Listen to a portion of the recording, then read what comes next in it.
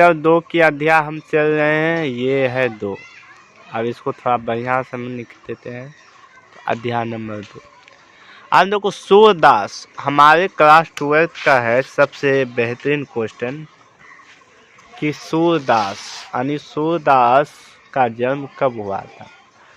देखा जाए तो इसका भी जन्म 15वीं शताब्दी के आसपास हुआ था। ठीक है, तो इन्होंने 1478 में अनुमानित लगाया जाता है कि सूरदास ने का जन्म हुआ था। आप देखो इन्होंने जो लिखा है वो पद लिखा है। क्या लिखा है? पद लिखा है।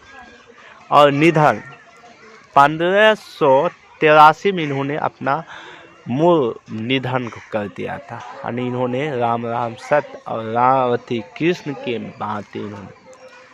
इसका जन्म स्थान दिल्ली के निकट सीरी नामक ग्राम में है। दिल्ली के निकट सीरी नामक ग्राम और निवास ब्रज क्षेत्र गौसानी वृंदावन पासोनी ग्राम में हुआ था।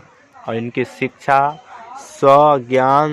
ज्ञान काव्य रचना संगीत विद्या एवं आत्मकथा से इन्होंने ज्ञान अर्जन किया। अभिरुचि में इन्होंने पर्यटन शिक्षण कृष्ण भक्ति एवं वैराग के बारे में ही इन्होंने काफी कुछ जाना। और गुरु दीक्षा में महापुरुष बलराम भाष्याचार्य सौदिन पुरुष के भक्ति के प्रसिद्ध आचार्य थे। उससे इन्होंने क्या किया? शिक्षा ग्रहण किया। और दीक्षा काल में 1909 से लेकर 10 तक अनुमानित रहे। समझे? 1983 में इन्होंने अंधे होने और बड़े होने से दोनों आंखें जाती थी। मृदु विषम और भावुक और अंतर्मुखी स्वभाव से महात्मा थे। कीर्ति इन्होंने सूरसागर सहित रही राधा गोसाई सुर आदि के इन्होंने काव्य रचना की। और श्रीमद् भागवत गीता में इन्होंने द्वादश स्कंद में भी इन्होंने अपना योगदान दिया। अब इन्होंने मैथिली ब्रज खारी बोरी अवधी आदि भाषाओं के इसके बाद क्या था भाषा के इन्होंने रचिता थे। और कहते हैं ना कि जीवन में अब देखो इन्होंने दूसरा चीज लिखा पद। और पद खंड में जाहिर बात है सूरदास का सूरसागर भी था, एक पद भी था। पद में कह रहा है जगिए पर्ज कुंवर कवर कुसुम फूले कुंदन विंदा सकुन भयो भींग राता भूरे तमुचुर रग सहो सुनु बोरत बनवाई रामभित बखरी बरखा हित धराई बिनु मारिन रवि प्रकाश गामा नर नारी सूर श्याम उठे अजूबा कर धारी। इस प्रकार के इन्होंने लिखा।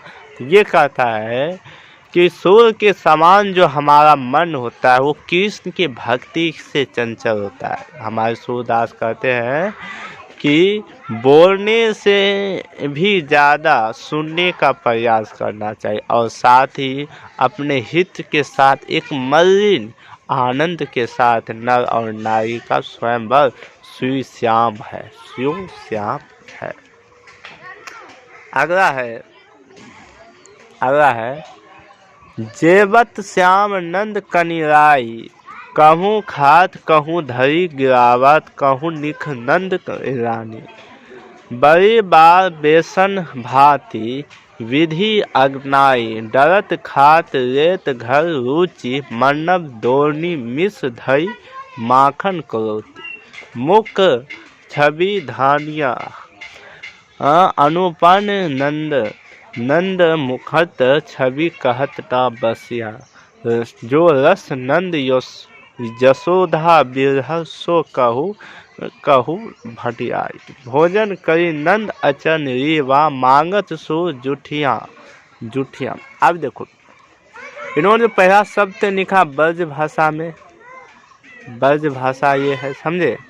और इसके बारे में हम आपको बता देते हैं। कहता है कि हे नंद बाबावती।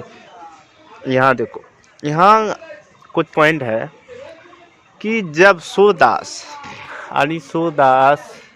नहीं, ये क्या है, हाँ सूरदास। तो सूरदास जब नंद बाबा के गोद में जब खाना खा रहे थे, कौन, हमारे कृष्ण को, तो उसकी बाल्य अवस्था में कहता है कि ये कृष्ण जी ये जो है कभी खाते भी है आधा गिराते में। ये देखकर नंद बाबा यशोदा काफ़ी भयमुख और आनंदमय हो जाते हैं और उसी का छवि उसमें भावुक और जुठिया मिलती।